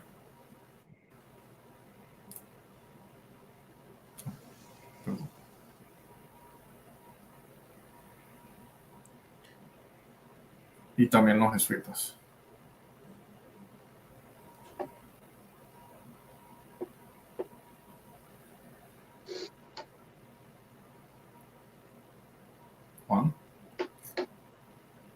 Juan, ¿te gustaría comentar acerca de los jesuitas, el asesinato de ellos? Yo creo que podemos continuar con el video y luego hacemos todos los comentarios que hacen. Ok. Excelente. Sigamos.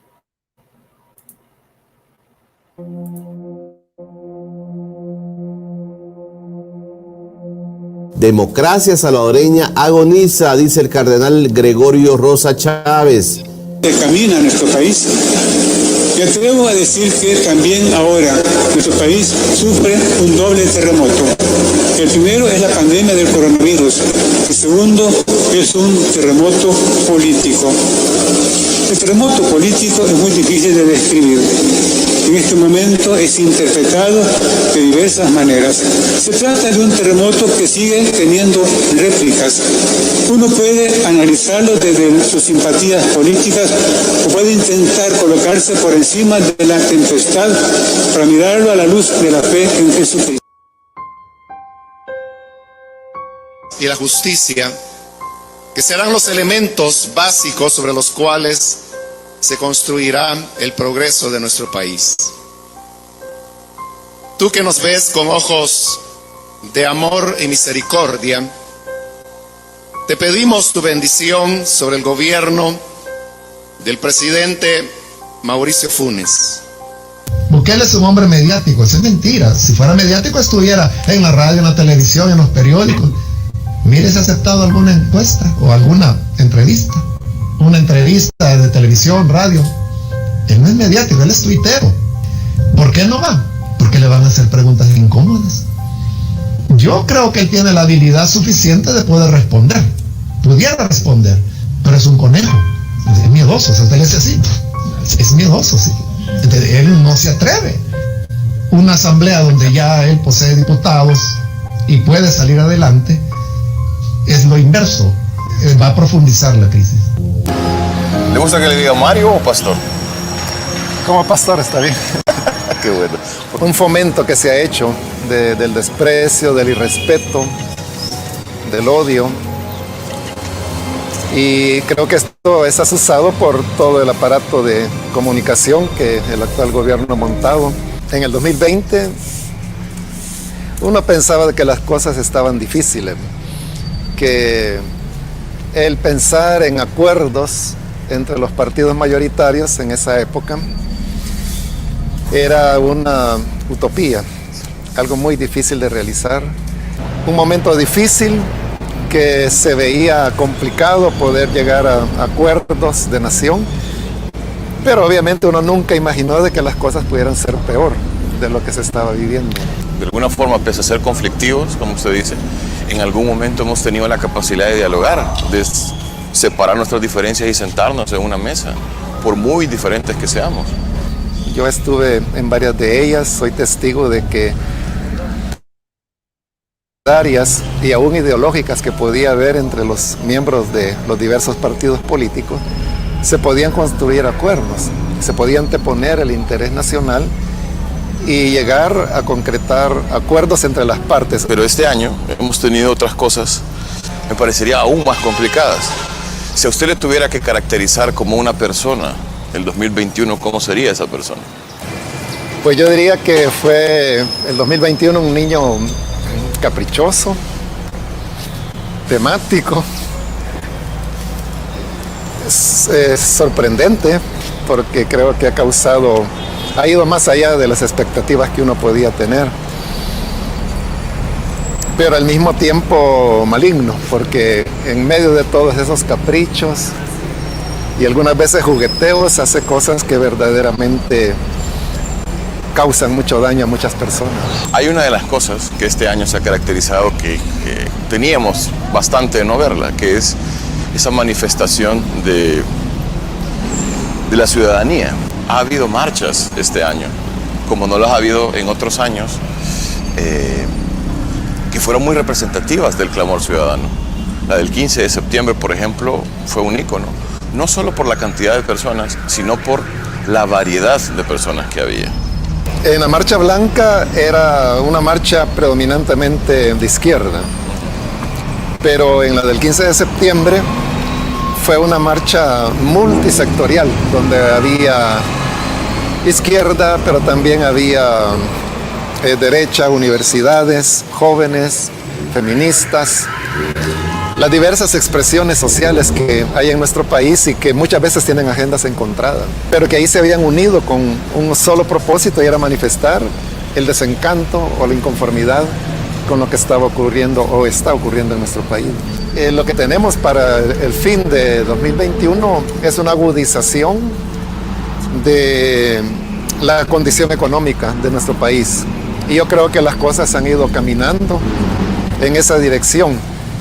Y al final, obviamente, quien paga los platos rotos es la población, la grandes mayorías, principalmente aquellas que tienen menos recursos. Personas no despiertan, sino que hasta que les toca en carne propia las malas decisiones que se toman. Con lo que pasó el 1 de mayo, veníamos hablando sobre las garantías constitucionales. Justamente ese día fue con lo que marcó el inicio del rompimiento de muchas cosas que nos siguen afectando todavía hoy en día. Qué tan conflictivo ha sido para el país lo que ocurrió, ya sea el desmantelamiento de la Sala Constitucional, de la elección de magistrados impuestos ahí por Casa Presidencial. Para el país fue perder una democracia que, aunque imperfecta y yo diría modesta, pero se había logrado después de un conflicto armado donde docenas de miles de salvadoreños dieron su vida, el valorar lo que se tenía y que se perdió, es decir, que las personas comprendan el valor de la separación de poderes, el valor de tener un fiscal independiente o de tener un poder judicial también independiente, capaz, probo. Eso quisiera yo pensar, de que la gente lo valore y entonces sea más corto el camino para su recuperación. Vivimos una dictadura, pastor. Sí, si uno toma la definición como se entiende, digamos, en el idioma español, es una dictadura porque tenemos una cooptación de los tres poderes del Estado.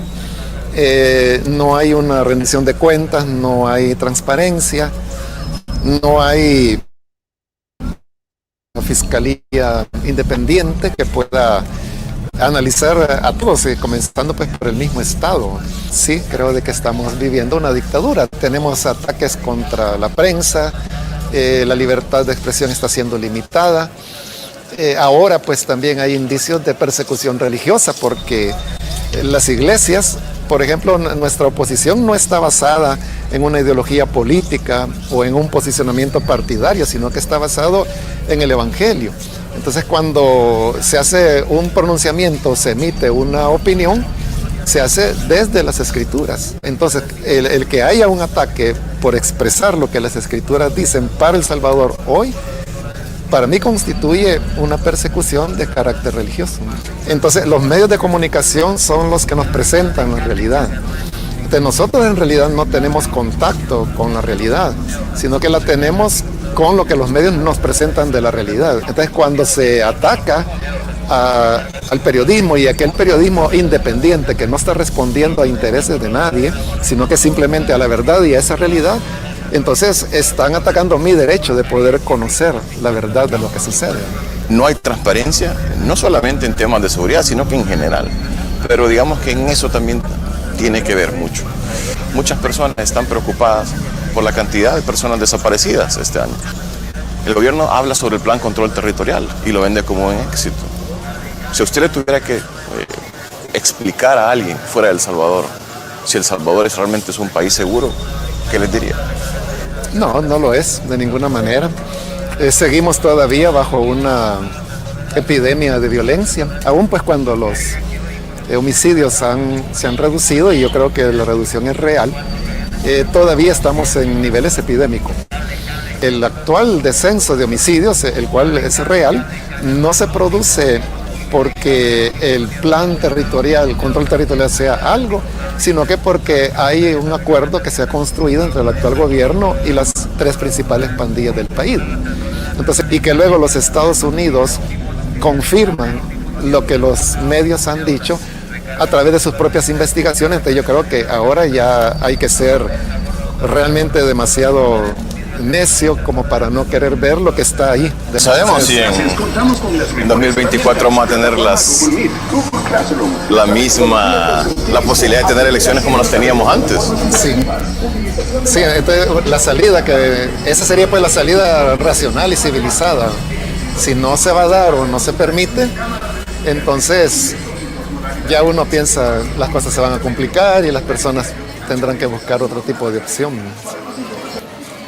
Cuando Bukele comenzó, uno tenía la idea de que uno sabía pues que no iba a ser bueno, que hice aquella declaración de que Bukele pues iba a caer en una tentación autoritaria, que no iba a tener nadie que lo refrenara, pero en un momento en que yo ni sabía pues de que iba a arrasar de la manera que lo ha hecho con la Asamblea Legislativa. Entonces había pues ya como una previsión, pero la realidad ha superado las previsiones. Había un gen autoritario que se estaba macerando desde que era alcalde, ¿no?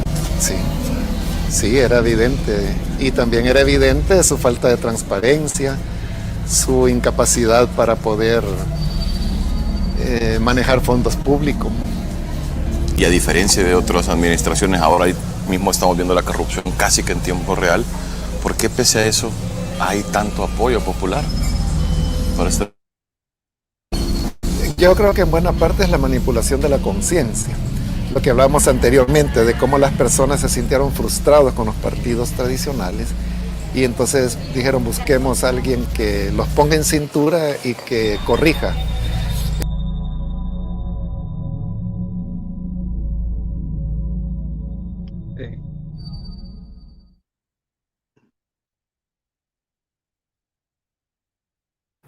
Podríamos hacer un programa completo nada más con los últimos 5 minutos que habló este señor.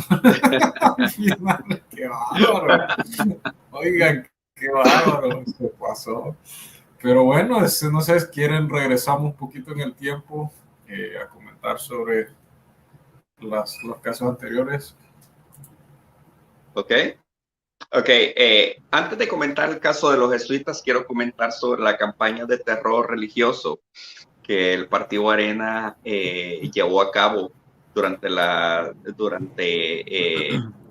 campaña electoral presidencial, cuando el presidente Nayib Bukele era candidato presidencial. Vamos a entender que tanto Arena como el FMLN se enfrentaron a un enemigo que había roto con su esquema ideológico en el momento. Entonces, si bien no había roto el todo porque todavía no existía Nayib Bukele como presidente, pero ya todo ese esfuerzo estaba rompiendo con la ideología, y muestra de ello fue que el presidente Nayib Bukele ganó las elecciones. Entonces, al igual que lo que vemos ahora, cuando la ideología no funciona, los partidos tradicionales se quedan sin instrumentos o sin armas políticas para poder movilizar las masas. Entonces ahí es donde hacen uso de la religión.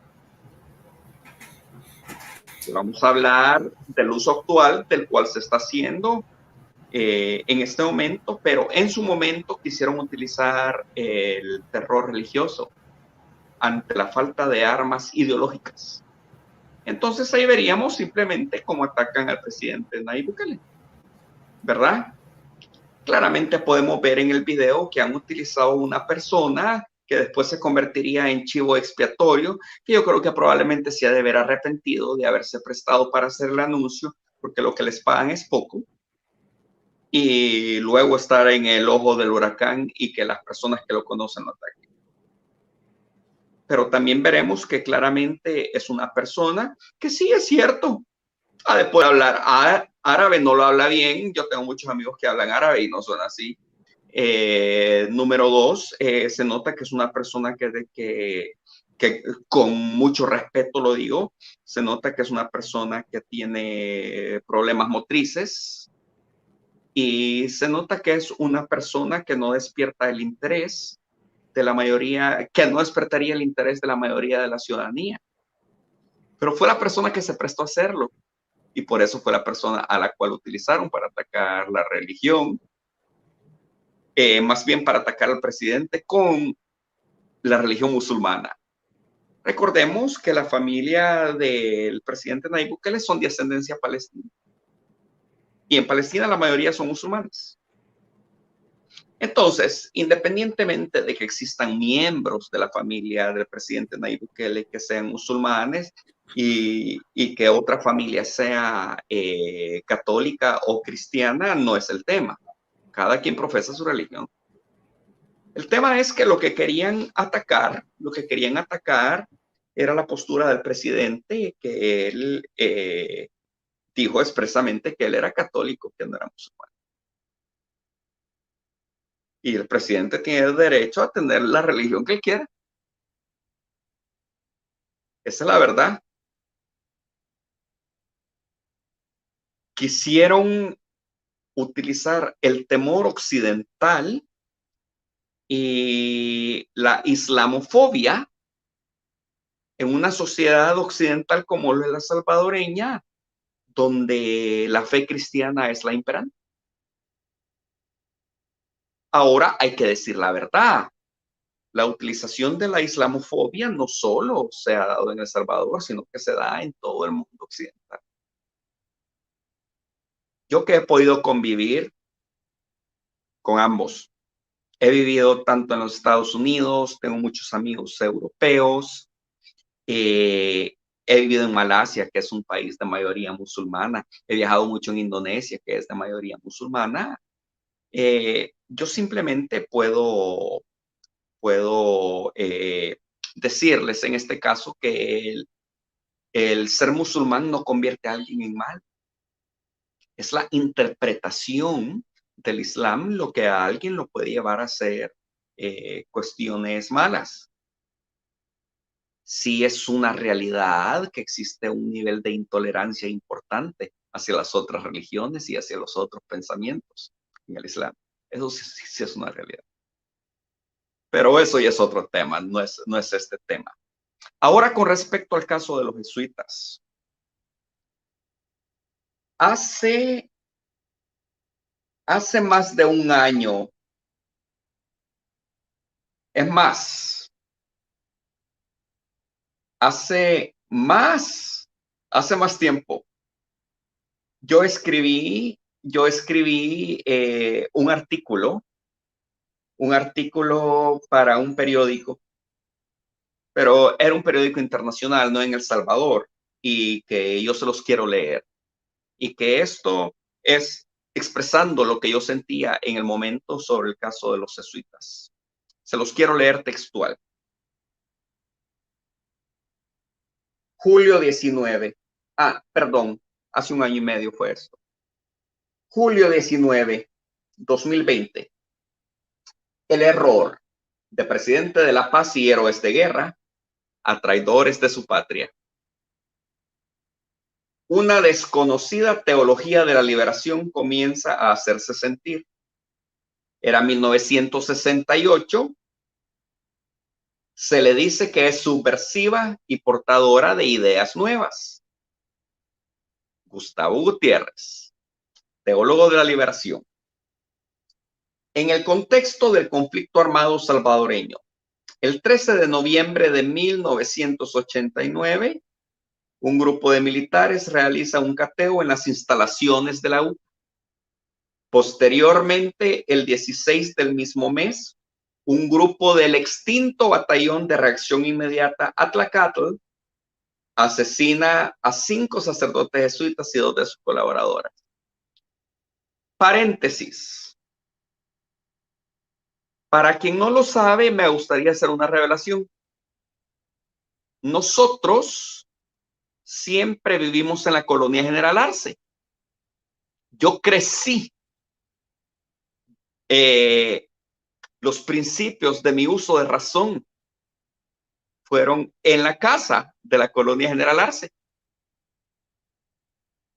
La colonia General José Manuel Arce es la que se conoce por excelencia como la colonia militar, donde los miembros del alto mando vivían, donde la mayoría de los militares del alto mando todo el tiempo vivieron por estar cerca, más bien se encuentra atrás de instalaciones de lo que fue anteriormente la Escuela Militar y del Ministerio de Defensa, y también muy cercano al Estado Mayor. Por lo tanto, el anillo de seguridad que constituía toda esa zona era lo que a los militares del alto mando los mantenía viviendo ahí. No es una colonia de ricos, es una colonia de clase media como cualquier otra, pero donde vivieron los militares de su época. Para la ofensiva hasta el tope, en 1989, mi familia y yo vivíamos en Estados Unidos. Mi padre era, exactamente en ese entonces, era agregado militar del gobierno de El Salvador para el gobierno de los Estados Unidos. Nosotros vivíamos en Miami, mi papá viajaba a Washington muy seguido, pero estábamos radicados en Miami. Pero mi hermana, una mujer joven de 25 años recién casada, se había quedado viviendo en esa casa.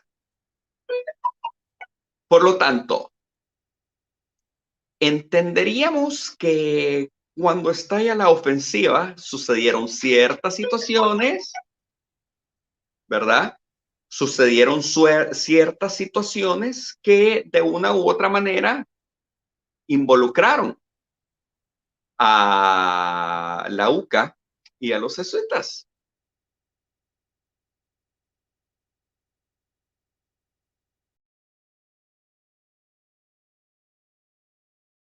Se fue Juan.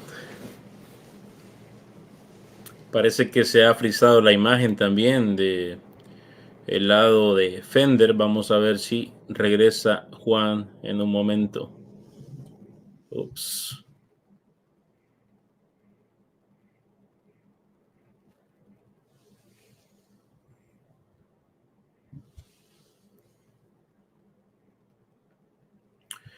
Creo que se cayó el internet en el host, que sería Fender. Ahí está. Se cortó. Nuevo. Creo que se cayó el internet ahí de tu lado, sí, Fender, que se frizó la imagen un rato. Y yo, no. ¿Qué pasó? Bueno, lo bueno es que no se quitó la transmisión. Ok, bueno, pero aquí estamos de vuelta. Ahora como que el internet no está, solo el internet del precio está bueno hoy. No está esperando. es que lo cambié, yo puse fibra óptica ya, entonces es bastante estable. Así que dentro de poco. Súper bien. Bueno, nuevamente recapitulando. Durante la ofensiva, mi hermana se quedó viviendo con su nuevo esposo, en nuestra casa, en la colonia Arce. Y saben ustedes que durante la ofensiva cerraron la colonia. Veíamos que la Fuerza Armada puso tanquetas en las entradas para evitar que grupos subversivos pudieran entrar a la colonia, porque si no hubieran hecho una masacre del alto mando, de mucho militar que estaba activo en ese momento, ¿verdad? La gente en los ventanales ponían colchones. Nosotros tenemos varios ventanales quedan a la calle. Pues con el esposo de mi hermana y con mi hermana tuvieron que poner colchones. Y ¿saben ustedes lo que estaba sucediendo? Desde la UCA habían efectivos de la guerrilla que disparaban en contra de la colonia. La UCA queda exactamente enfrente. Esto es algo que no se ha hablado a nivel oficial, pero quienes viven todavía en la colonia saben qué sucedió. Afuera de la colonia quedó lleno de casquillos, porque la policía militar reaccionaba disparando contra efectivos de la guerrilla que disparaban desde la UCA. Entonces, ha sido más que evidente el involucramiento de una u otra manera de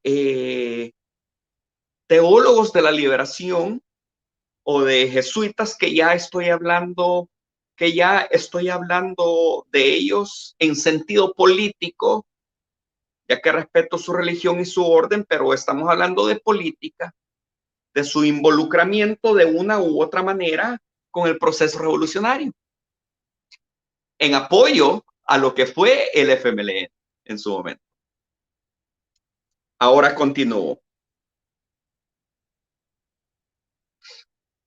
Ahora, en audiencia nacional ante el Tribunal Supremo de España, habiéndose reanudado el caso jesuitas el 8 de julio del 2020, las declaraciones de testigos implicados y peritos revelan lo que ya algunos sabíamos. Un secreto a voces que ahora sale a la luz pública y que reafirma los altos niveles de corrupción, tráfico de influencia e impunidad, fruto del secuestro institucional que se estableció e institucionalizó como práctica cotidiana en el Estado salvadoreño con el gobierno de Arena en 1989. Según relatos del teniente Yushi René Mendoza y con base en los escritos de la agenda del coronel Rafael Benavides, este fue llamado a reunión por el entonces viceministro de Seguridad Pública, el coronel Inocente Montano. A continuación muestro una compilación de las declaraciones más importantes ante los fiscales Teresa Sandoval y Manuel Oye. Teniente Yushi René Mendoza. El coronel Benavides manifestó que le habían dado, que en su área de responsabilidad estaba Ellacuría y le habían dado la orden de eliminarlo. Y que para ese fin le habían dicho que utilizara la unidad del batallón Atlacatl que tenía bajo su mando. Pues dicha unidad